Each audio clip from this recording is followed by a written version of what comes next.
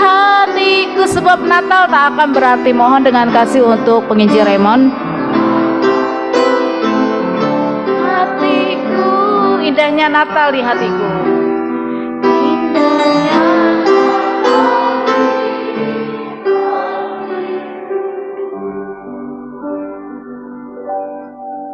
Ya, selamat pagi Bapak Ibu yang terkasih di dalam Tuhan kita Yesus Kristus. Mari kita satukan hati kita di dalam doa. Tuhan, sungguh kami hanya dapat mengucapkan kata-kata terima kasih, mengucap syukur untuk kelahiran Tuhan di dalam dunia ini buat kami orang-orang yang berdosa. Bahwa pada hari ini telah lahir seorang juru selamat di dunia ini. Biar Tuhan selalu mengingatkan kami apa itu makna Natal bagi kehidupan kami, apa itu Natal sebenarnya, sehingga kami boleh mengerti. Kalau tidak ada kasih di dalam hati kami, maka Natal itu tidak berarti sama sekali. Terima kasih Bapa untuk puji-pujian yang indah. Terima kasih jikalau kami boleh menyanyi bersama-sama dengan hati yang penuh sukacita. Terima kasih, sebentar kami akan mendengarkan firman Tuhan. Kiranya Roh Kudus yang akan pimpin kami semuanya, baik yang menyampaikan maupun yang mendengarkan. Kami serahkan semua doa ini dalam tangan Yesus, Tuhan dan Juru Selamat kami yang hidup. Amin. Ya, selamat pagi Bapak dan Ibu yang terkasih di dalam Tuhan kita Yesus Kristus. Pada pagi hari ini tema kita adalah mempersembahkan yang terbaik, ya, yang diambil dari Matius pasal 2 ayat 1 sampai 12. Saya akan membacakan Matius pasal 2 ayat 1 sampai 12 bagi kita semua. Demikian firman Tuhan. Sesudah Yesus dilahirkan di Bethlehem di tanah Yudea pada zaman Herodes, datanglah orang-orang Majus dari timur ke Yerusalem dan bertanya-tanya, di manakah dia, raja orang Yahudi yang baru lahir itu? Kami telah melihat bintangnya di timur dan kami datang untuk menyembah dia. Ketika Raja Herodes mendengar hal itu, terkejutlah ia beserta seluruh Yerusalem. Maka dikumpulkannya lah semua imam kepala dan ahli Taurat bangsa Yahudi. Lalu dimintanya keterangan dari mereka di mana Mesias akan dilahirkan. Mereka berkata kepadanya, di Bethlehem di tanah Yudea, karena demikianlah ada tertulis dalam kitab Nabi. Dan engkau Bethlehem, tanah Yehuda, engkau sekali-sekali bukanlah yang terkecil di antara mereka yang memerintah Yehuda. Karena daripada mula akan bangkit seorang pemimpin yang akan mengembalakan umatku Israel. Lalu dengan diam-diam Herodes memanggil orang-orang Majus itu dan dengan teliti bertanya kepada mereka, bila mana bintang itu nampak?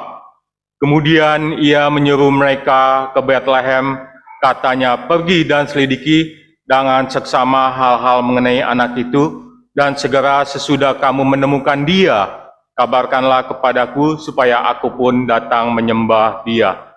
Setelah mendengar kata-kata itu, berangkatlah mereka, dan lihatlah bintang yang mereka lihat di timur itu mendahului mereka, hingga tiba dan berhenti di atas tempat di mana anak itu berada. Ketika mereka melihat bintang itu, sangat bersukacitalah mereka. Maka masuklah mereka ke dalam rumah itu dan melihat anak itu bersama Maria ibunya. Lalu sujud menyembah dia. Mereka pun membuka tempat harta bendanya dan mempersembahkan persembahan kepadanya, yaitu emas, kemenyan, dan mur. Dan karena diperingatkan dalam mimpi supaya jangan kembali kepada Herodes, maka pulanglah mereka ke negerinya melalui jalan lain. Saudara, izinkan saya mengucapkan sekali lagi selamat hari Natal bagi kita semua. Kiranya damai Natal boleh menyertai kita. Saudara, Wang Yi, ada seorang yang bernama Wang Yi, dan dia adalah seorang mahasiswi dari China. Dan dia belajar, datang di Amerika untuk belajar, dan dia mengambil di School of Education di Richmond, Virginia. Dan dia merayakan Natal sekali, 2 kali, karena dia masa belajarnya itu adalah 2 tahun. Dan pada suatu ketika mereka berkumpul, teman-temannya berkumpul bersama Wang Yi, lalu temannya berkata kepada Wang Yi, apa sih kesan kamu ketika kamu merayakan Natal pertama kali di Amerika? Lalu Wang Yi terdiam sebentar, dia kelihatan bingung. Lalu mukanya dengan wajah yang senang, tapi bercampur gembira. Dan Wang Yi katakan, saya sangat senang merayakan Natal di Amerika. Karena apa? Karena orang-orangnya lebih baik. Karena orang-orangnya lebih mengasihi. Karena orang-orangnya lebih murah hati. Dan karena orang-orangnya lebih mencari Tuhan. Tetapi tidak sampai di situ. Lalu Wang Yi katakan, alangkah indahnya kalau suasana ini, hal ini boleh terjadi sepanjang tahun. Atau dengan kata lain, Wang Yi ingin mengatakan bahwa hanya pada hari Natal kita ini menjadi orang yang lebih rohani.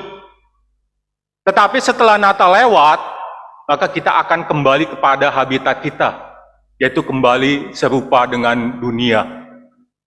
Dan kalau saya pikir apa yang dikata Wang Yi ini benar sekali ya.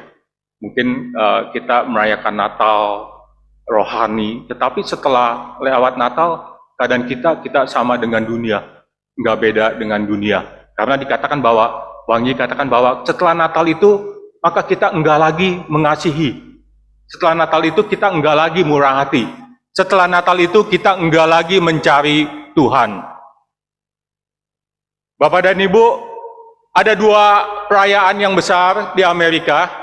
Yang satu adalah Thanksgiving, di mana mereka semua pada pulang kampung, jadi seperti Lebaran di sini. Dan yang kedua itu adalah Hari Natal, itu perayaan yang besar. Tetapi ketika perayaan Natal itu, mereka yang ada di situ, mereka enggak memfokuskan diri kepada Natal. Artinya mereka pada Natal itu enggak mencari Tuhan. Tetapi yang mereka cari itu sebenarnya, yang mereka fokuskan itu adalah 1 hari setelah Natal. Sama seperti 1 hari setelah Thanksgiving.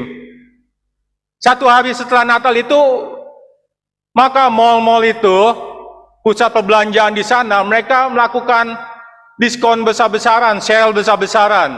Saya pernah mengalami juga. Jadi ketika di situ kita kumpul, tengah malam udah nungguin. Kira-kira barang apa nih yang mau kita ambil nih? Jadi mereka tengah-tengah malam loh, udah buka tenda, dan mereka nungguin kira-kira apa yang mau dibidik nih ya, mau ngambil nih. Kalau saya waktu itu kayaknya, kalau nggak salah bidik komputer ya, waktu itu ya. Tapi saya pikir-pikir, wah, tengah-tengah malam kok nungguin barang kayak nggak ada kerjaan aja gitu ya, saya pikirnya. Tetapi itulah faktanya, kejadiannya. Karena bagi mereka itu Natal bukan Natalnya. Tetapi bagi mereka itu Natal adalah 1 hari setelah Natal, yaitu mereka dapat membeli, mereka dapat belanja dengan harga diskon yang murah sekali. Dan diskon di sana emang benar-benar diskon, bukan yang diskon yang seperti di Indonesia ya. Di Indonesia kan selalu di markup dulu, dinaikkan dulu, lalu dikasih coating seolah kelihatan besar. Tapi di sana enggak. Natal itu berarti mereka diskon besar-besaran, makanya orang berbondong-bondong untuk ke mall-mall.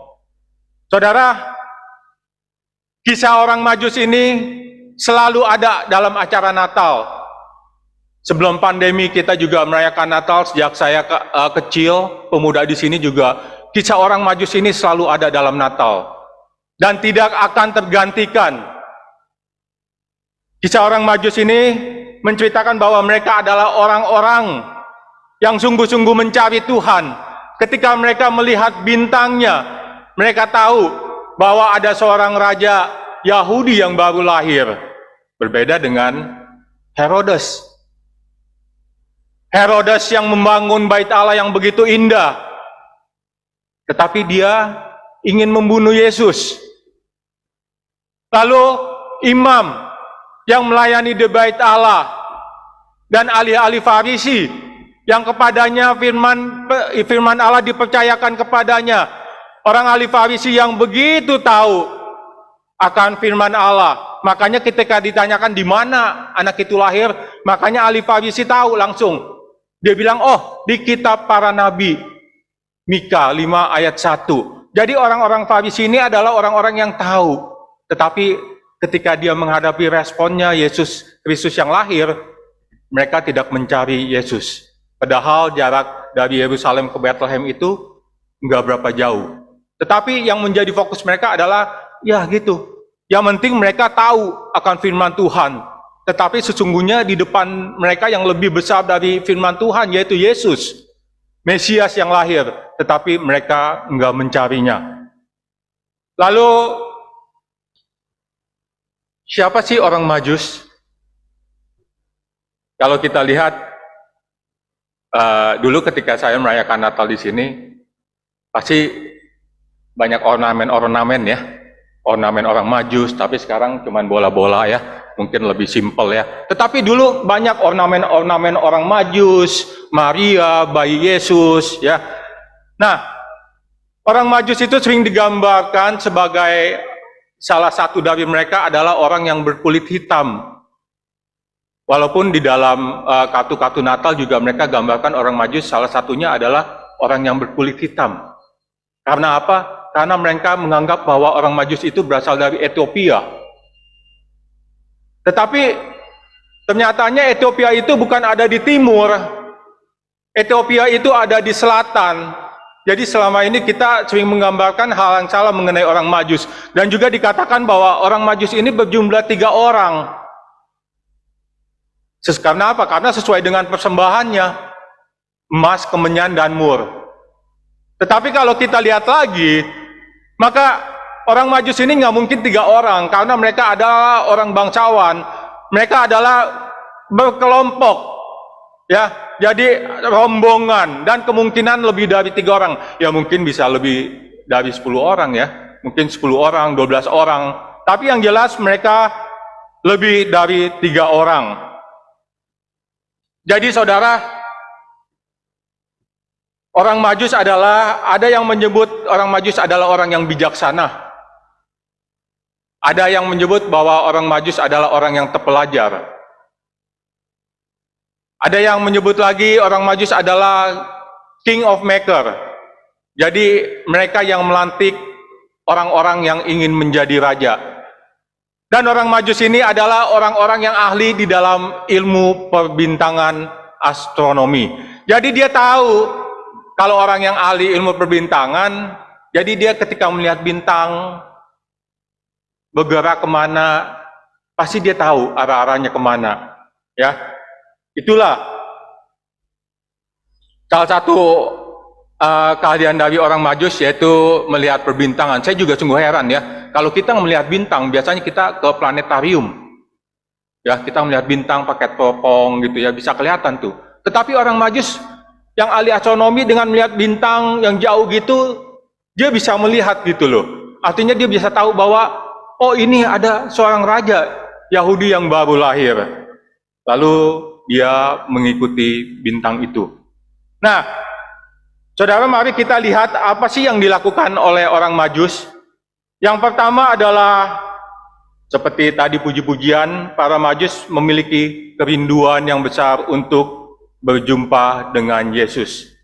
Karena ayat 1 dan 2 jelas sekali Alkitab mengatakan bahwa mereka berangkat dari timur ke Yerusalem karena mereka telah melihat bintangnya. Saudara, pada zaman itu bintang itu adalah menjadi agama kafir, di mana bintang itu yang diyakini bahwa mereka menentukan kehidupan orang-orang di sana. Makanya bintang itu menjadi sesembahan sebagai ilahi bagi orang-orang yang pada zaman itu. Dan pada zaman modern sekarang pun kita masih lihat begitu banyak orang-orang yang percaya bahwa bintang itu yang menentukan hidup kita. Tetapi justru Tuhan memakai bintang itu untuk menuntun orang Majus. Tuhan memakai bintang itu untuk menuntun orang Majus yang dalam tanda kutip yang ahli perbintangan. Untuk mencari dan mendapatkan Yesus. Dan hal ini seperti juga ketika Tuhan memakai Raja Kores.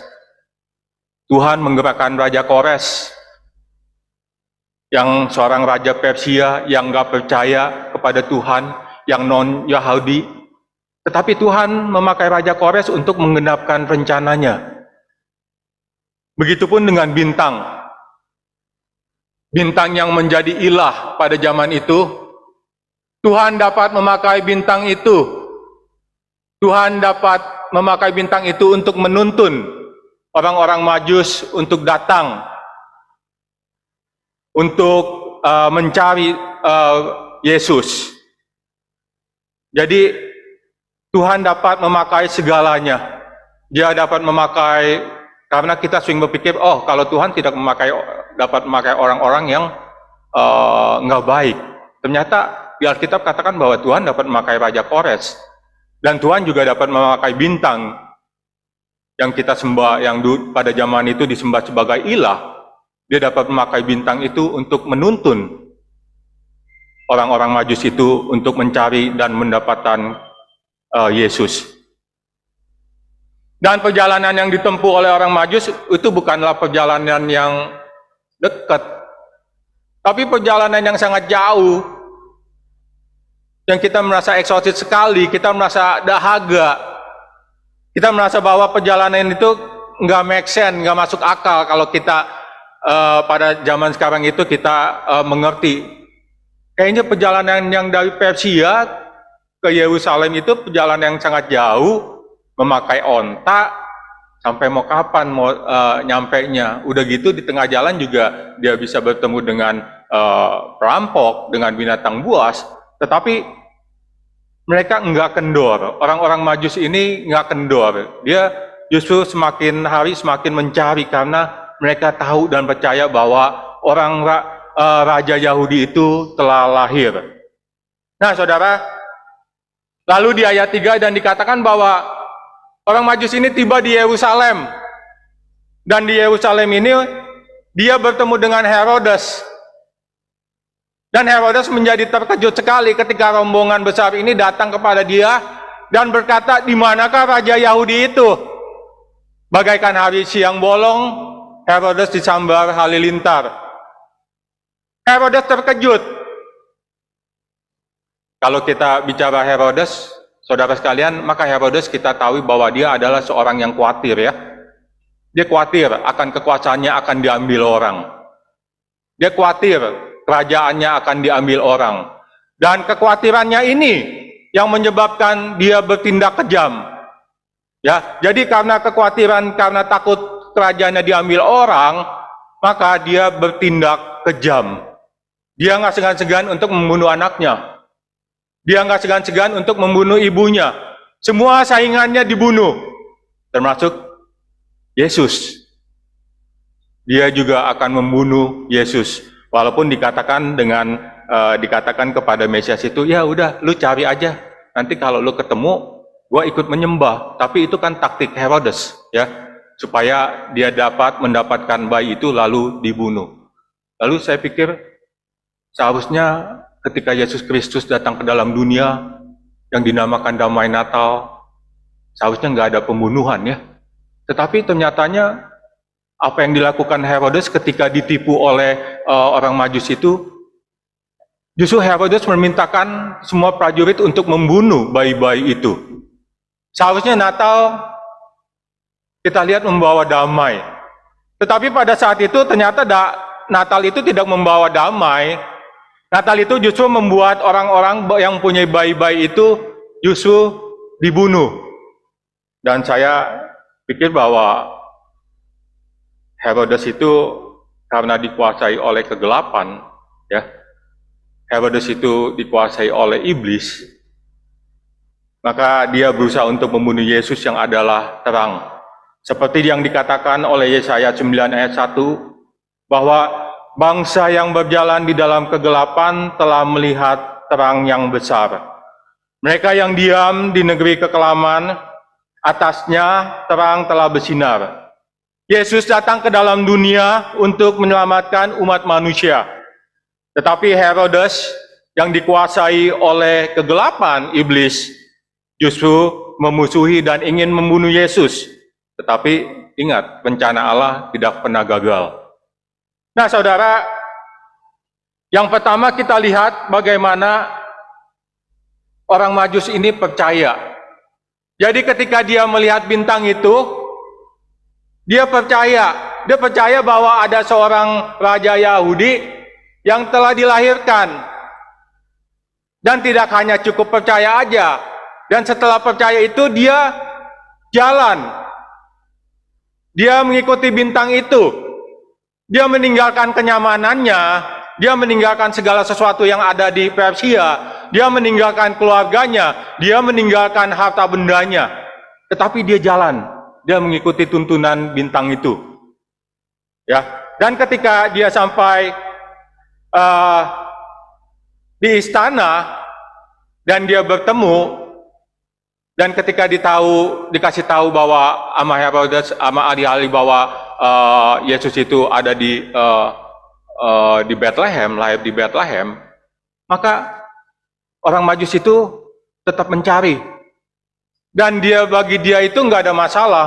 Dia mau ketemu ketika di tengah jalan dihadapi perampok, ketika di tengah jalan dia ketemu dengan binatang buas.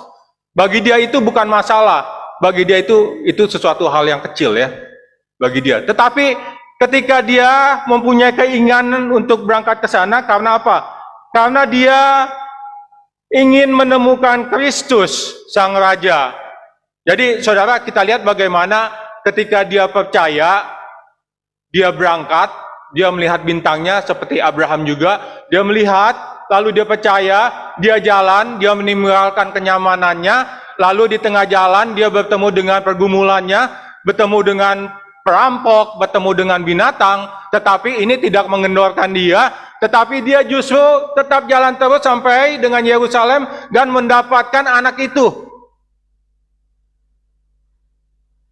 Dan setelah mendapatkan anak itu, maka kita lihat bahwa orang Majus ini mengalami perubahan di dalam hidupnya.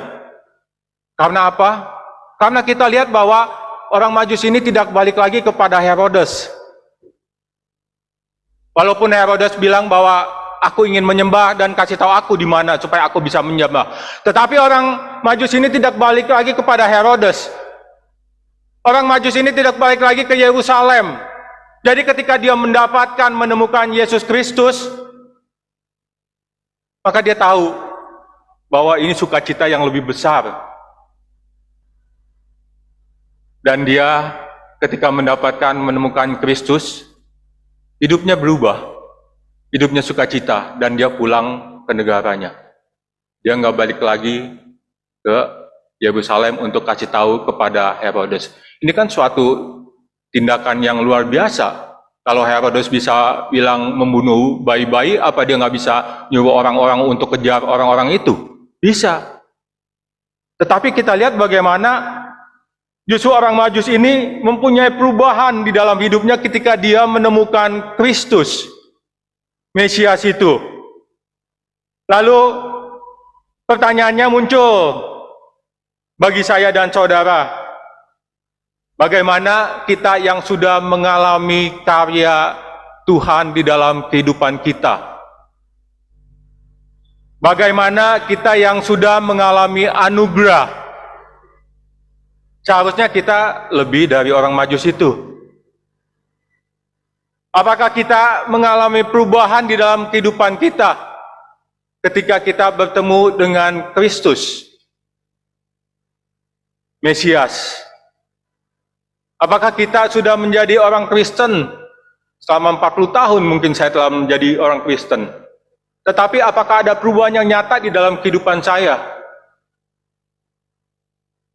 Atau apakah saya ini menjadi batu sandungan bagi orang-orang lain percaya kepada Kristus? Karena realitanya, kenyataannya, nggak semua orang yang mengaku Kristen itu yang bisa, artinya orang-orang bisa melihat bahwa, oh, benar Kristus hidup di dalam dia, dan orang-orang itu bisa percaya kepada Tuhan. Nggak semua orang yang mengatakan Kristen itu menjadi pengikut Kristus yang betul-betul pengikut Kristus. Karena justru banyak, ya, saya bilang banyak ya, saya nggak bilang semua ya. Jadi artinya justru banyak orang yang mengaku Kristus, yang mengaku pengikut Kristus, justru menjadi batu sandungan. bagi orang-orang yang belum percaya untuk datang kepada Tuhan. Dan yang kedua ini yang dikatakan bahwa apa sih yang dilakukan oleh orang Majus?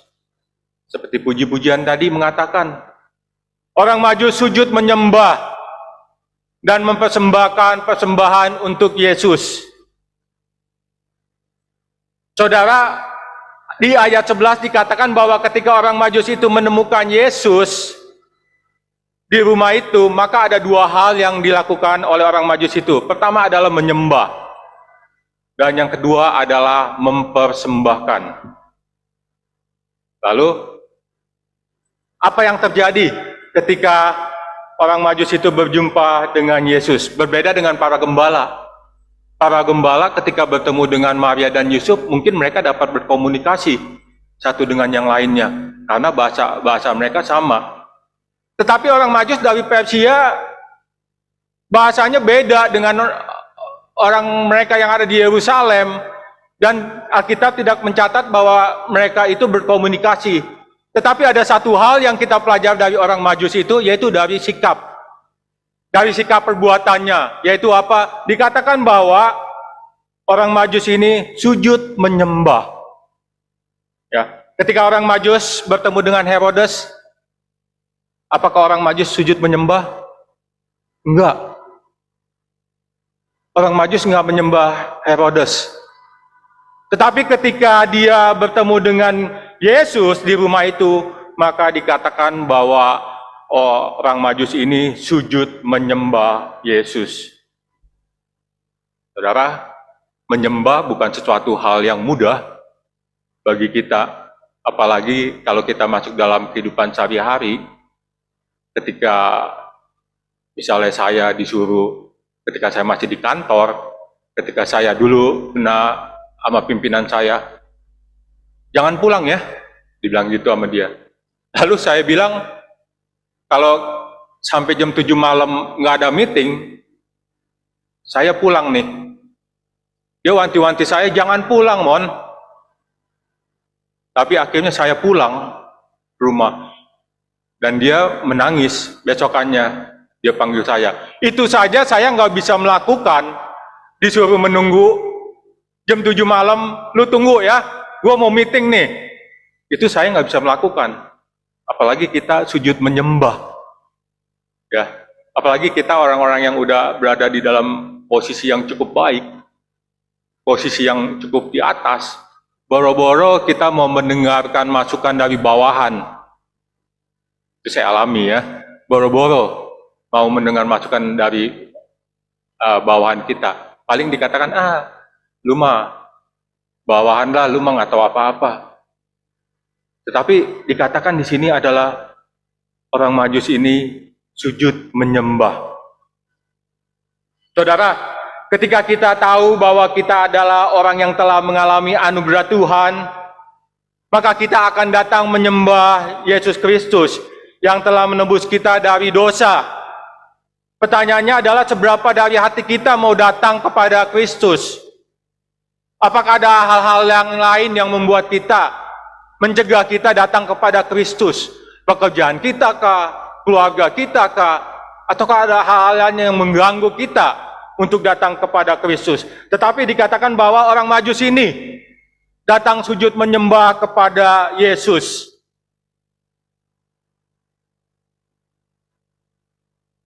Lalu, apakah hidup kita sudah menyembah kepada Yesus? Ketika kita tahu bahwa kita ini adalah orang-orang yang telah diselamatkan.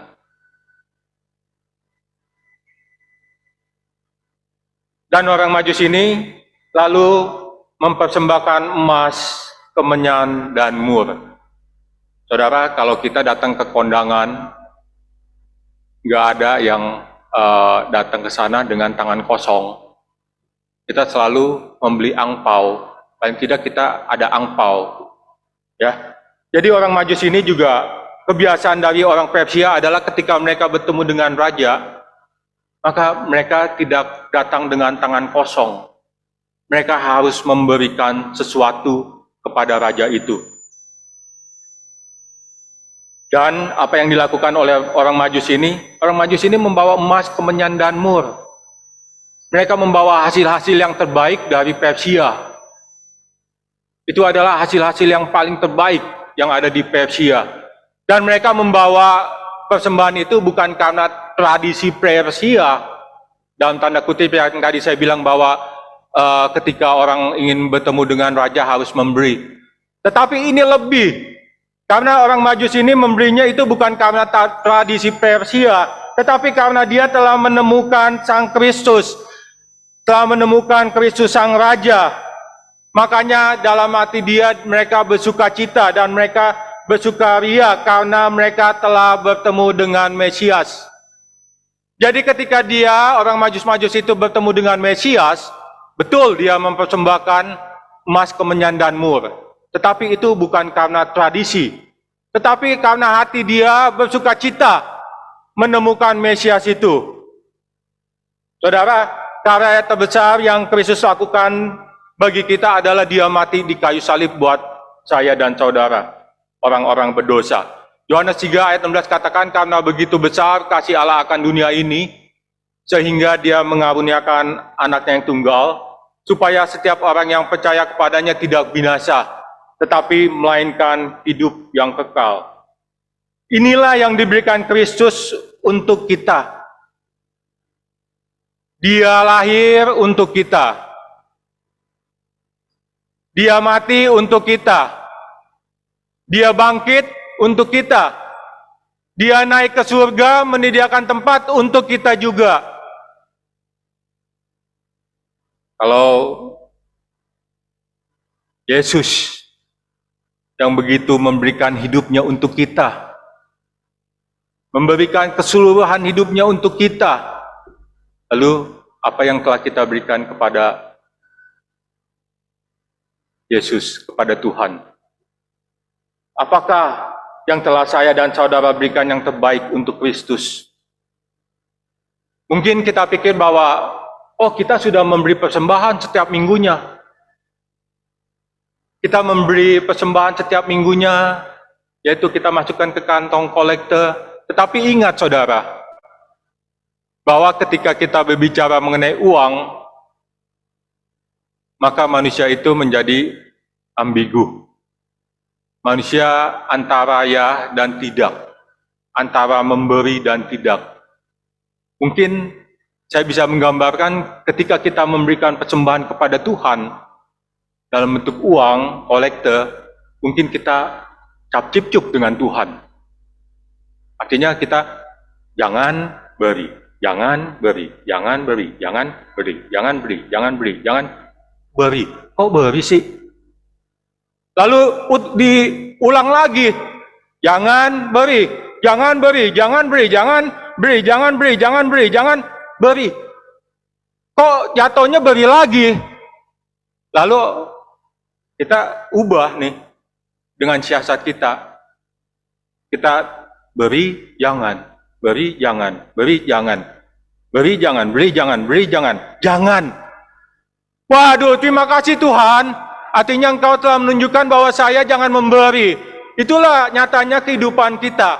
Ya, realitanya kita anak-anak Tuhan, ketika kita berbicara mengenai persembahan, ketika kita berbicara mengenai memberikan hal yang terbaik bagi Tuhan, itulah manusia. Antara ya dan tidak, antara beri dan tidak. Begitupun ketika teman saya, ketika saya ada sekolah di Alkitab, dia juga bergumul ya. Waktu itu dia bilang begini, dia bilang, ketika dia dapat setiap bulannya, dia bilang begini pada kita ya. Artinya dia bilang begini, ini juga ketika saya memberi persembahan, artinya ya mungkin ada sebagian dari kita yang ingin memberi persepuluhan atau persembahan. Ini pergumulan bagi saya kok. Oh iya, saya bilang, iya karena apa? Karena saya harus memberi. Ini hamba Tuhan loh, yang melayani loh. Jadi saudara, saya melihat bahwa kita nggak dapat katakan bahwa saya ini hamba Tuhan. Apakah orang biasa? Apakah orang jemaat? Pokoknya kalau yang udah berhubungan dengan uang, Kembali lagi saya bilang, kita ini ambigu. Kita ini antara ya dan tidak, ya. Tetapi kita lihat bagaimana janda, katakan di janda miskin itu yang mempunyai 2 peser uang, di mana uang itu dijatain dari bait Allah untuk makan. Dan seharusnya kalau untuk makan, ya dia belanja untuk makan ya. Karena kalau dia nggak makan, kemungkinan dia bisa sakit atau mati ya. Tetapi apa yang dilakukan oleh janda itu? Janda itu memberikan seluruh 2 pesernya. Janda itu memberikan seluruh hidupnya. Dia nggak tahu hari ini mau makan apa. Karena nggak dikatakan juga janda ini mempunyai anak. Ataukah dia udah bercerai atau apa sehingga anaknya bisa kasih makan. Enggak. Tetapi yang saya tahu dari Alkitab digambarkan bahwa janda ini memberikan seluruh apa yang didapat dari bait Allah untuk Tuhan. Dan dia masukkan di dalam kotak persembahan. Walaupun dia nggak tahu besok dia akan jadi apa. Hari ini dia nggak tahu jadi apa. Tetapi itu dilakukan karena dia mencintai Tuhan. Dia memberikan seluruhnya. Dia memberikan seluruh hidupnya kepada Tuhan. Makanya Tuhan Yesus katakan bahwa janda ini yang memberi yang lebih banyak dibanding dengan yang lain. Ya. Tetapi Rasul Paulus dikatakan bahwa dalam Roma 12 ayat 1 dikatakan, karena itu saudara-saudara, demi kemurahan Allah, aku menasihatkan kamu supaya kamu mempersembahkan tubuhmu sebagai persembahan yang hidup, yang kudus, dan yang berkenan kepada Allah. Itu adalah ibadahmu yang sejati. Jadi Rasul Paulus mengatakan bahwa ini loh, persembahkanlah tubuhmu sebagai persembahan yang hidup bagi Allah. Jadi semua orang yang sudah mengalami anugerah Allah, semua orang yang telah mengalami keselamatan oleh Allah, maka hidup kita adalah ibadah. Yang pertama, hidup ibadah itu artinya adalah saya dan saudara harus mulai bagaimana kita mempersembahkan diri kita, yaitu si aku. Ini loh, si aku yang ada di dalam diri kita. Kalau dosen saya juga dia selalu menceritakan si aku.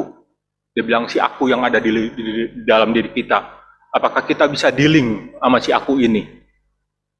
Jadi saudara, bagaimana kita bisa hidup beribadah? Yang pertama adalah kita harus mulai dengan mempersembahkan diri kita. Si aku kita ini loh, ego kita ini yang bercokol di dalam diri kita. Selama si aku ini bercokol dalam diri kita, maka kita tidak dapat mempersembahkan yang terbaik bagi Tuhan. Orang yang mempersembahkan diri harus benar-benar menyadari bahwa kita telah mati bersama-sama dengan Kristus. Dan hidup kita ini bukan milik kita lagi. Rasul Petrus katakan bahwa kamu telah dibeli dengan darah yang mahal. Dan hidup kamu itu adalah milik Kristus. Dan ketika kita tahu bahwa hidup kita ini adalah milik Kristus, maka tidak ada yang lain, kita harus memberikan tempat kepada Kristus di dalam hati kita. Kita harus gantikan si aku kita dengan Kristus. Ya. Yang kedua adalah hidup beribadah, artinya kita mulai menyadari bahwa kita hidup bagi Tuhan. Tapi jangan slogan aja ya. Kita hidup bagi Tuhan. Kita melayani Tuhan. Tetapi bukan slogan, bukan hanya di mulut, bukan hanya basa-basi, bukan hanya di bibir saja, seolah-olah kita, oh iyalah, kita ini hidup bagi Tuhan, kita ingin memuliakan, tapi tindakannya nol. Tetapi kita benar-benar menyerahkan hidup kita secara mutlak kepada Tuhan. Enggak ada yang sebagian, oh saya menyerahkan tangan saya kepada Tuhan. Enggak ada yang mengatakan bahwa saya menyerahkan kaki kita kepada Tuhan. Saya menyerahkan kepala saya kepada Tuhan. Tetapi kita menyerahkan secara mutlak. Ya, mutlak artinya keseluruhan hidup kita bagi Tuhan. Setiap pelayanan kita, setiap aktivitas kita semua lakukan untuk Tuhan, bukan untuk memuaskan diri kita sendiri, bukan untuk mencari kepopuleran kita, bukan untuk mencari nama kita, bukan untuk supaya orang lain melihat, tetapi kita melakukannya adalah untuk kemuliaan nama Tuhan. Kita melakukannya adalah untuk menyenangkan nama Tuhan. Makanya kita melakukan semua pelayanan yang kita jalani, kita harus balik bertanya kepada diri kita sendiri. Apakah kita sudah berkenan di hadapan Tuhan? Apakah kita sudah menyenangkan hati Tuhan dengan seluruh kehidupan kita? Ya, artinya apakah kita sudah memberikan yang terbaik dengan tubuh kita, pikiran kita, seluruh hidup kita, Rasul Paulus katakan. Dan yang ketiga, hidup beribadah itu bukan hanya ketika kita berada di dalam gereja. Bukan karena kita berada di dalam gereja kita menjadi orang yang lebih rohani. Karena realitanya, kenyataannya begitu. Ketika kita berada di gereja dimanapun ya, gereja dimanapun, kita ini menjadi orang yang lebih rohani, menjadi lebih khusyuk, ya, pokoknya lebih rohani lah. Tetapi ketika kita berada di luar, ketika kita lepas dari gereja, kita akan menjadi serupa dengan dunia. Kembali lagi kepada habitat kita. Ya. Tetapi hidup yang beribadah itu akan menjadi lebih indah ketika kita berada di luar, ketika kita berada bersama dengan tetangga kita kiri kanan, ketika kita berada bersama-sama di dalam pekerjaan, di kantor, di dalam keluarga. Artinya kita hidup memberikan hidup kita semuanya, aktivitas kita untuk Tuhan. Kita mempersembahkannya untuk Tuhan. Jadi tidak terbatas hanya di gereja saja, saudara ya. Jadi di luar. Tapi pertanyaannya, apakah kita sudah menjadi orang-orang yang benar-benar menunjukkan bahwa diri kita telah menjadi anak-anak Allah? Apakah kita dengan tetangga kita itu sudah akur? Apakah kita juga dengan rekan-rekan kita yang di kantor telah menunjukkan, membuktikan bahwa kita itu adalah orang-orang Kristen? Apakah kita telah menjadi anak-anak yang menunjukkan bahwa Kristus hidup di dalam kita? Karena tadi yang saya bilang realitanya enggak. Ya. Karena realitanya ketika kita berada di luar, kita menjadi serupa dengan dunia. Tetapi hidup beribadah itu dikatakan bahwa kita separate, kita terpisah dengan dunia. Karena hidup kita bukan lagi untuk dunia, hidup kita untuk Kristus. Jadi Rasul Paulus ingin katakan bahwa mempersembahkan itu bukan hanya sekedar kita memasukkan uang. Persembahan itu bukan hanya kita melayani di gereja. Ketika kita melayani hal-hal di gereja ini ataupun di gereja yang lain. Tetapi Rasul Paulus katakan bahwa hidup ibadah itu adalah mempersembahkan tubuhmu, ya, mempersembahkan seluruh hidupmu, mempersembahkan semuanya untuk Tuhan. Dan kita tanya apakah itu menyenangkan hati Tuhan, dan kita tanya apakah itu berkenan untuk Tuhan. Jadi, ya mohon maaf, banyak dari kita yang, kalau saya mau jujur juga, kita banyak yang berkedok, ya, bertopeng, kayak film The Mask. Itu mereka pakai topeng, dia berubah. Tapi topeng dilepas, dia jadi loyo lagi, gitu loh.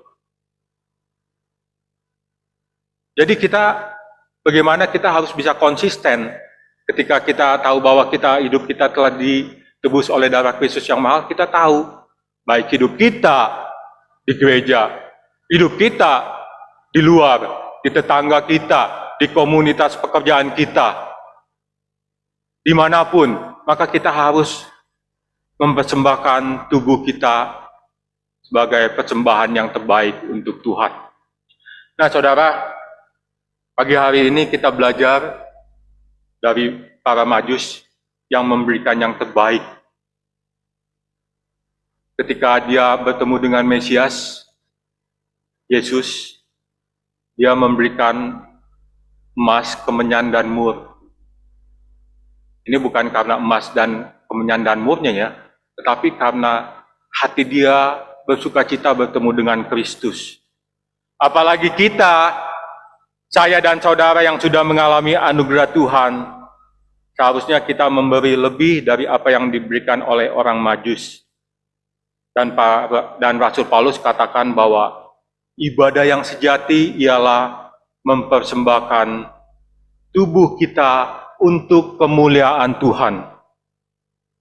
Menyenangkan Tuhan dalam setiap aspek kehidupan kita. Bukan hanya di dalam gereja, tetapi ketika kita berada di luar gereja, di dalam kita melakukan aktivitas kita sehari-hari. Dan ini harus dilakukan terus-menerus, yaitu sepanjang hidup kita. Amin. Mari saudara kita satukan hati kita di dalam doa.